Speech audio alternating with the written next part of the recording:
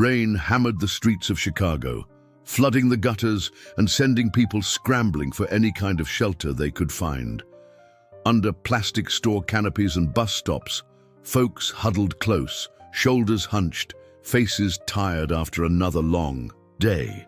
Among them, there was one man who hardly seemed to care that he was soaked to the bone. His name was Julian. He stood so still and straight, you might have thought he was some kind of statue. The way Julian carried himself made you think twice before messing with him. He didn't speak, didn't shift, just kept his back straight and his eyes always moving. Even though he looked like any other lost soul, he watched every car crawling past, every door that opened, every person who slipped by, hoping not to be noticed. To Julian, the city was not just a mess of bricks and wet pavement. It felt like a battlefield, only the uniforms and weapons were hidden behind business suits and umbrellas. Everything shifted the minute a black SUV with government plates, a federal car no doubt, pulled up in front of the old bakery across the street. The car barely came to a stop before 4 officers stepped out, their movements sharp and rehearsed. Leading them was Samantha, who wore her badge so polished it looked like it belonged in a jewelry case. Her confidence was obvious, almost too much. She led her team straight toward Julian, noses turned up as if they didn't give his presence a second thought, never realizing the real danger hid right behind his calm, unblinking gaze. Samantha wasted no time showing everyone who was in charge. She marched right up to Julian, kicked at the small bundle of things he kept close, a threadbare jacket, a weathered paperback, and a battered metal box. The box, dented at the corners, popped open as her foot hit it, and out spilled a pair of military dog tags that clinked softly against the sidewalk. One of the tags showed Julian's name, and the light caught a faded unit number. The world heard stories about guys like Julian, but seeing the proof in person made Samantha smirk. She barked out loud so the others could hear, jeering about fallen soldiers and broken heroes. Her team joined in, laughing a little too hard. They kicked his things through the rainwater flowing along the curb, treating his belongings like garbage. Julian watched as the few reminders of his past floated toward a storm drain. Despite all that, he didn't flinch. He stood firm, rain dripping from his jaw, and when he spoke, his voice was as steady as ever, not a hint of fear. He fixed his eyes on Samantha, cool and sharp. The look he gave her sent a chill down the line of officers. Eric, the youngest in the group, suddenly stopped laughing. Something in Julian's stare dug deep under his skin. Eric shifted his weight, uneasy, realizing maybe they were the ones making a mistake that night, not the man soaking in the alley's misery. Things got out of hand before anyone realized what was really happening. With a sharp tone, Samantha barked the order to arrest Julian, half expecting him to put up a fight. She wanted an excuse, and her hand hovered a little too eagerly near her holster. But instead of causing trouble, Julian just looked directly at her, nodded once, and turned around so they could cuff him. The officers were quick to grab his arms, twisting them behind his back a little rougher than needed. Rain mixed with a little blood from a scraped cheek, sliding down his chin as they marched him across the street.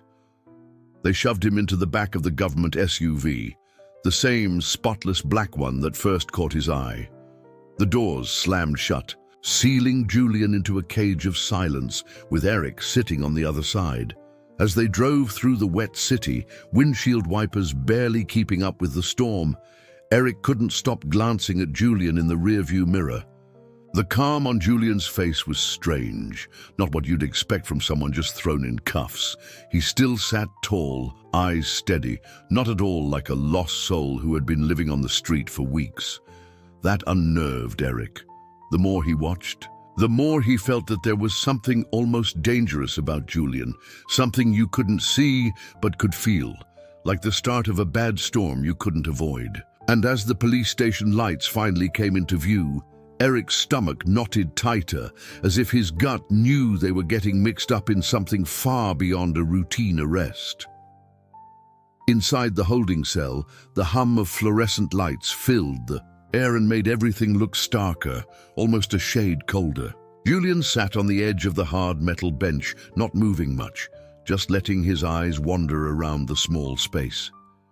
He noticed everything: the scratched-up camera bolted in the corner, the heavy door with its reinforced lock, the way the two night guards favored standing near the heater vent to warm their hands. From the outside, anyone passing might think he was lost in thought, but really his mind was racing. He counted steps between points, marked where shadows hid the floor, and looked for every little weakness in the cell's design. That kind of thinking was second nature to him, burned in during years of military training. Still, his face stayed calm, almost peaceful, as if he had all the time in the world.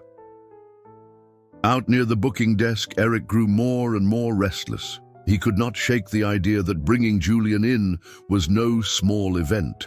Driven by a nagging worry, he ran Julian's fingerprints through the national database, expecting to turn up maybe an old warrant or forgotten ID.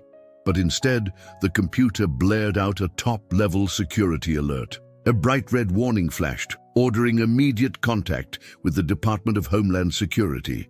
Suddenly, the computer froze, and Eric's hands felt cold on the keyboard.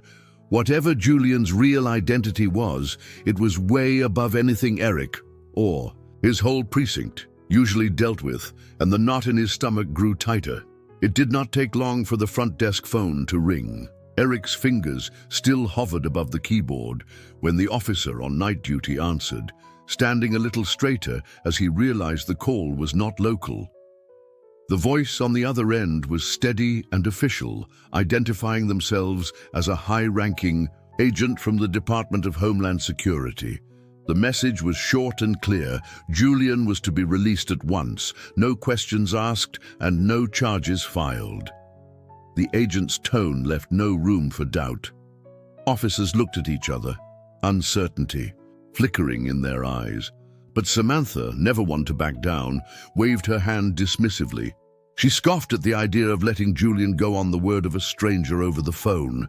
Convinced the call was just some mistake, a mix-up in records or bureaucratic error, she told her team to hold their ground.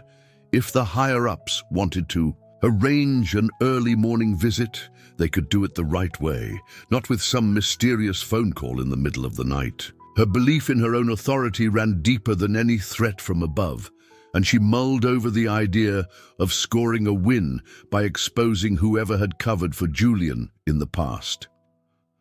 Meanwhile, in the cold cell, Julian sank into the familiar territory of his own thoughts. He replayed past missions, some that had ended in triumph, others that had left scars deep inside him.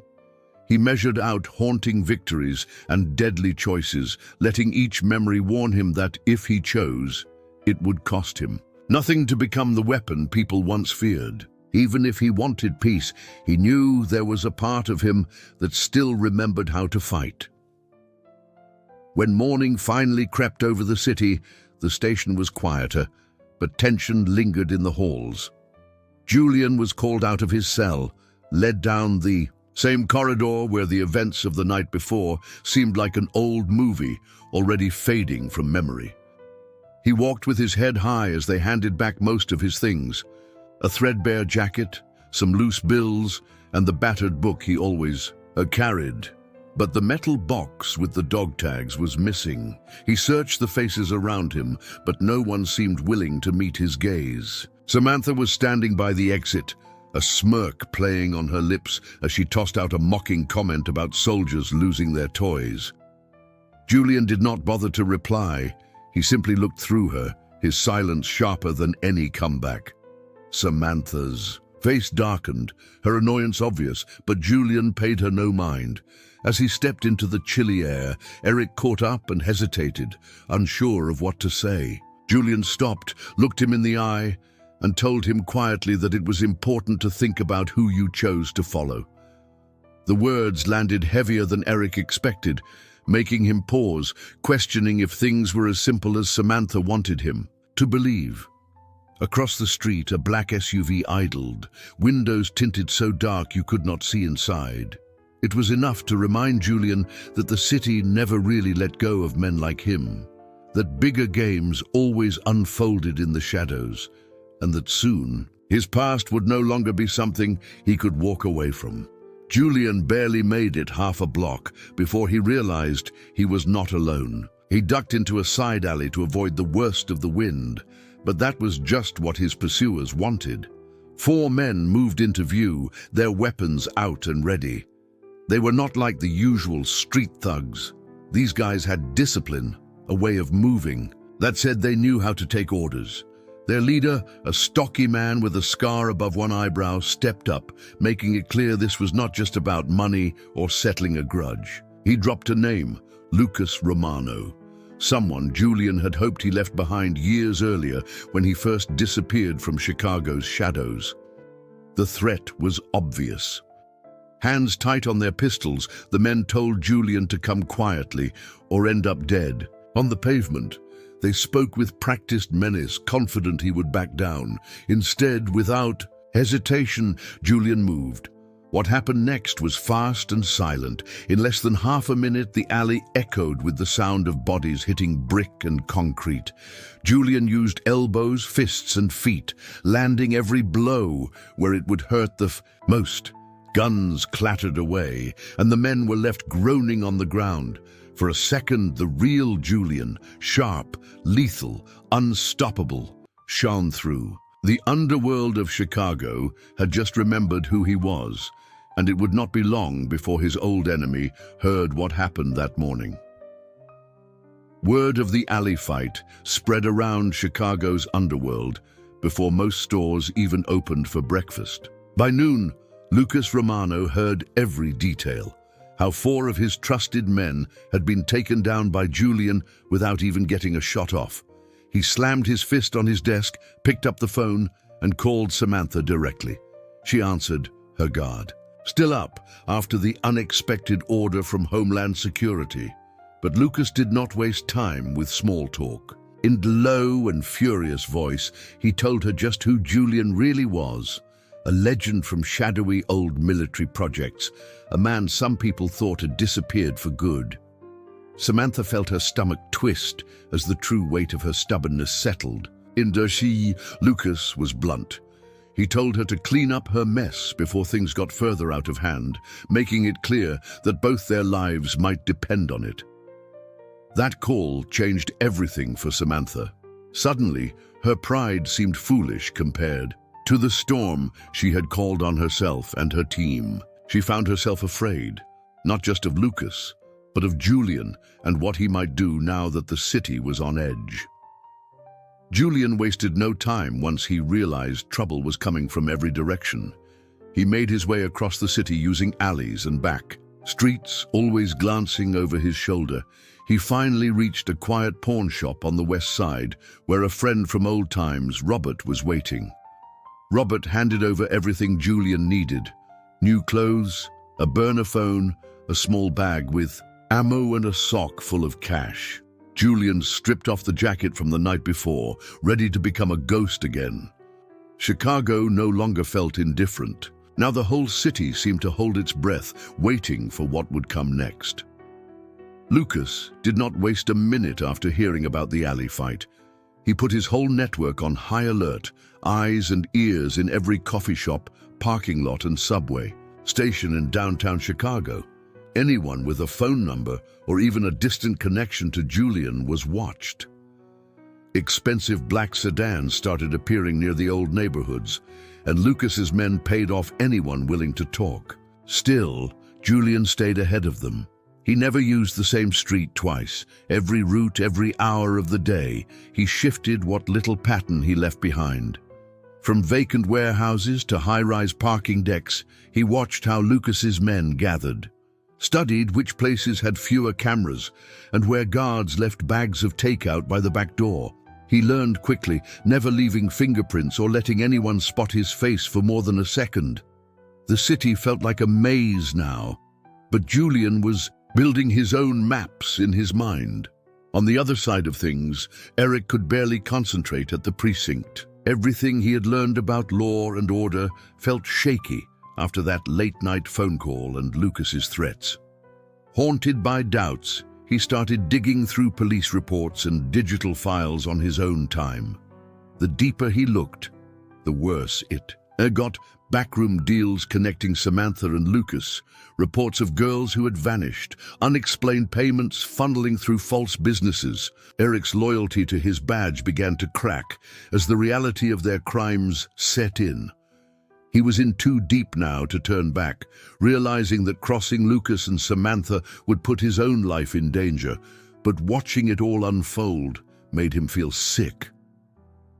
Julian waited until dusk, knowing most people would be finishing dinner and only a few watchers would be on the street.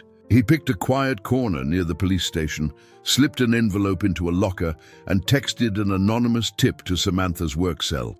Inside the envelope was a single round and a folded piece of paper. When Samantha found it, her hands shook. The number scratched on the shell casing was hers, her badge number.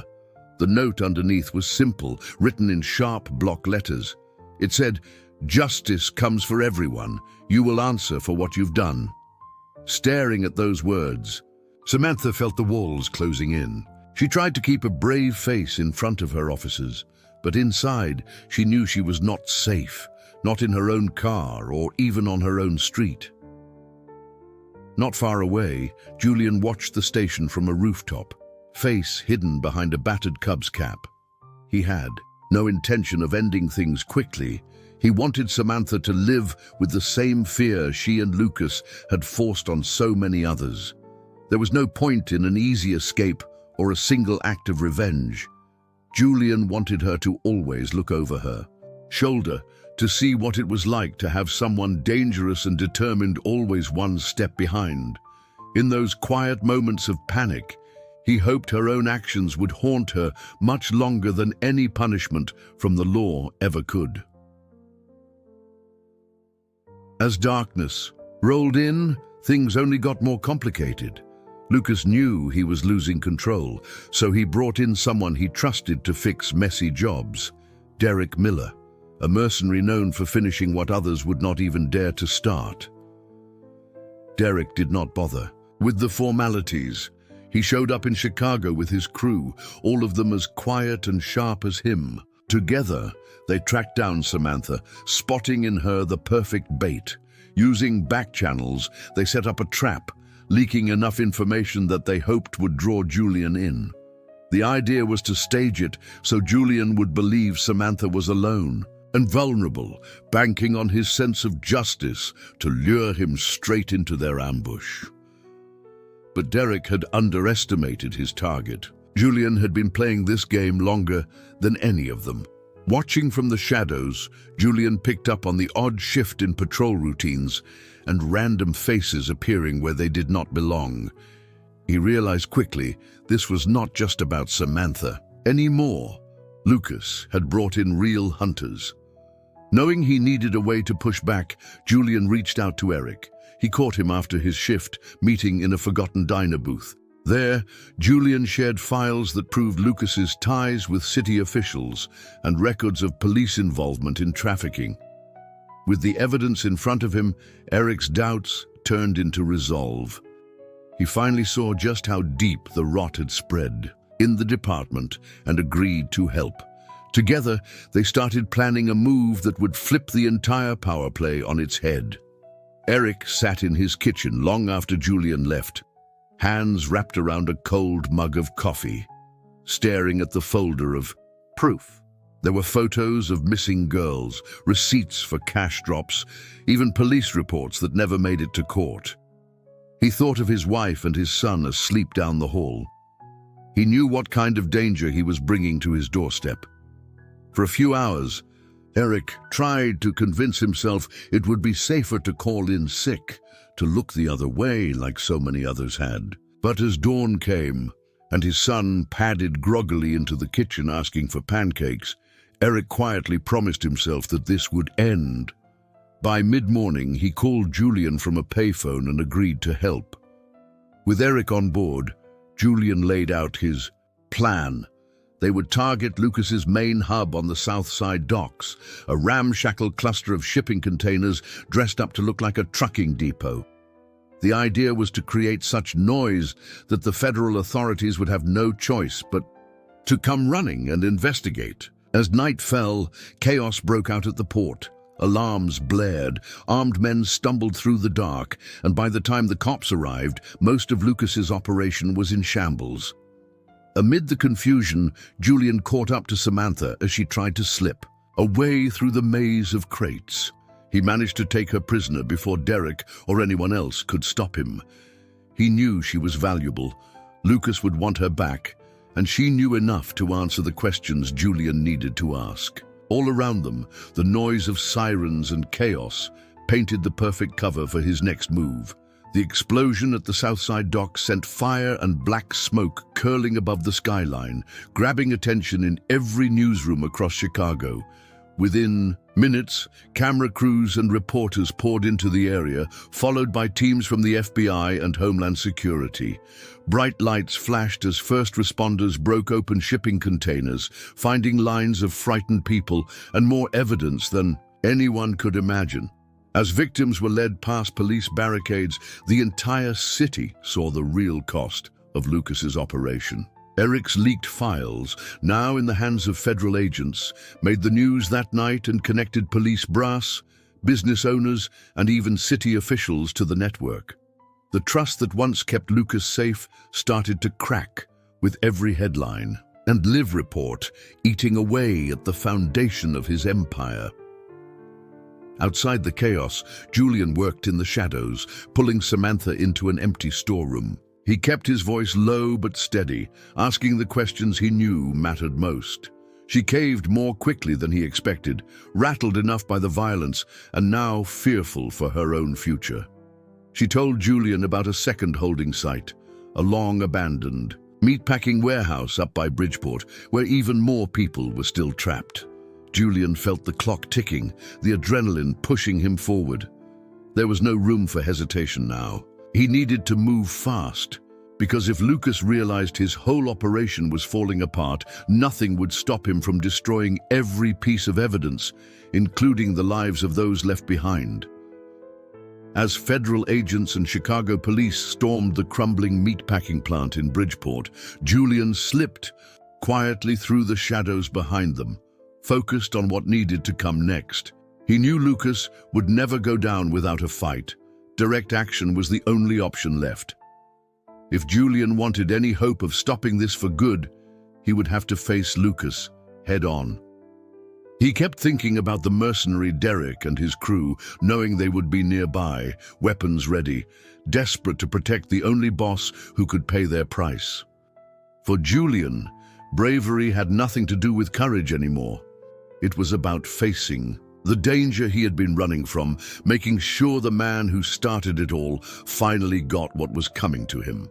Eric, meanwhile, was in too deep to turn back. He'd gone all in, helping to leak files, giving directions to the feds, and most importantly, making sure his family was far from trouble.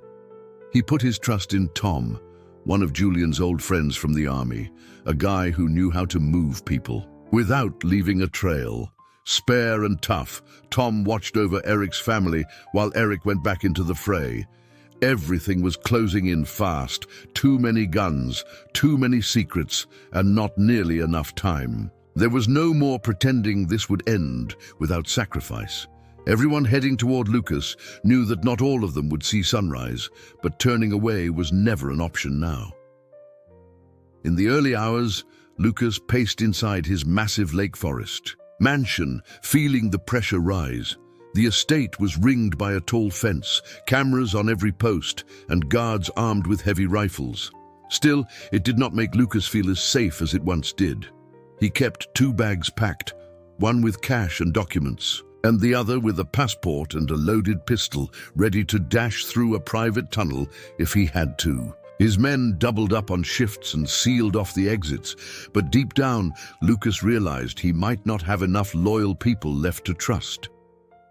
Julian had spent days watching the comings and goings from nearby woods, hidden by trees and the thick fog, rolling in from the lake. He noticed the same pattern on the driveway and figured out where security was weakest, usually when the guard dogs were being swapped or when the kitchen staff took out the trash. Moving carefully, Julian planted small charges along the back path, rigging them to go off right when the guards switched posts.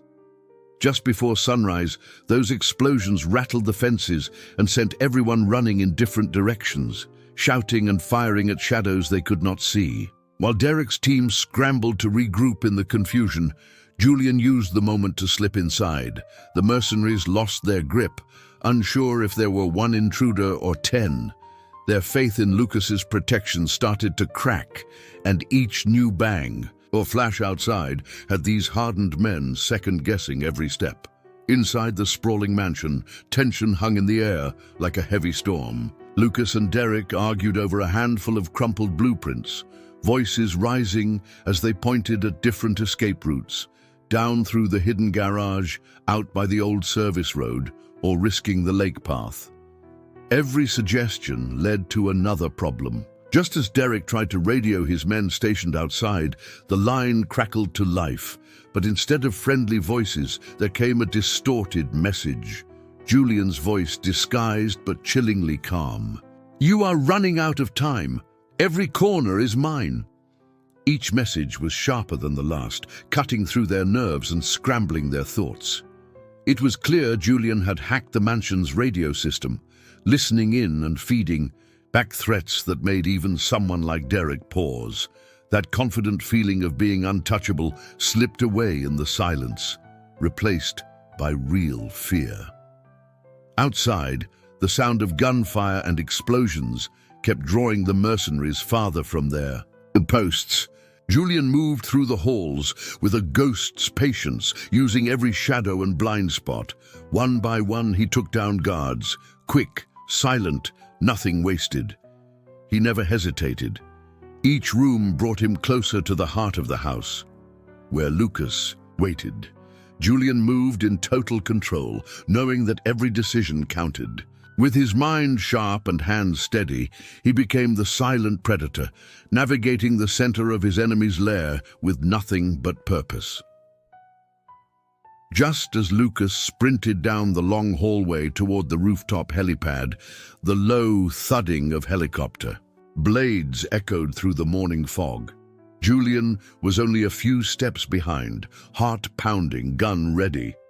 He could see Lucas's shadow darting through an open door at the end of the corridor. But then, over his earpiece, a panicked voice cut through. Tom, out of breath, shouting that Eric's family had been snatched during the chaos at the safe house. It was Lucas's trump card, hostages for a clean getaway. In that instant, everything stopped for Julian. All his plans, his anger about the trafficked victims, piecing together months of evidence, they meant nothing if more innocent lives were caught up and lost. He raised his gun, aiming at Lucas, climbing into the chopper, finger tight on the trigger, but the faces of Eric's wife and son flashed through Julian's mind. He just could not pull it. The rage shifted quickly to raw fear and guilt. With one last look at the helicopter lifting off, Julian turned and bolted back through the halls. Now the mission had changed completely. It was not about justice for the city or revenge. Julian was locked in a desperate race, weaving through side streets, making anxious calls, searching for Eric's family before Lucas's men could vanish for good. Time slipped away fast, and Julian knew every second counted. The fight to get Eric's family back was nothing short of chaos. Julian, battered from the earlier showdown at Lucas's mansion, pushed through the pain and kept moving. There was no time to think about his wounds or what he had lost. He met Tom in a parking lot behind an old convenience store in Cicero, the only safe meeting place they could arrange. Tom, calm despite a bleeding shoulder, handed Julian a spare handgun while mapping out where the mercenaries had taken Eric's family. Eric himself looked different now. No longer the nervous hacker, but determined, jaw set and eyes clear. He was ready to do whatever it took. Together, the three men attacked the rundown warehouse where Lucas's gang was holed up with the hostages. Everything happened fast. Julian and Tom took the flanks, while Eric slipped around back, drawing on skills he had picked up from Tom's training. The armed mercenaries inside did not expect a counterattack by men with nothing to lose. Gunfire cracked and echoed off the concrete.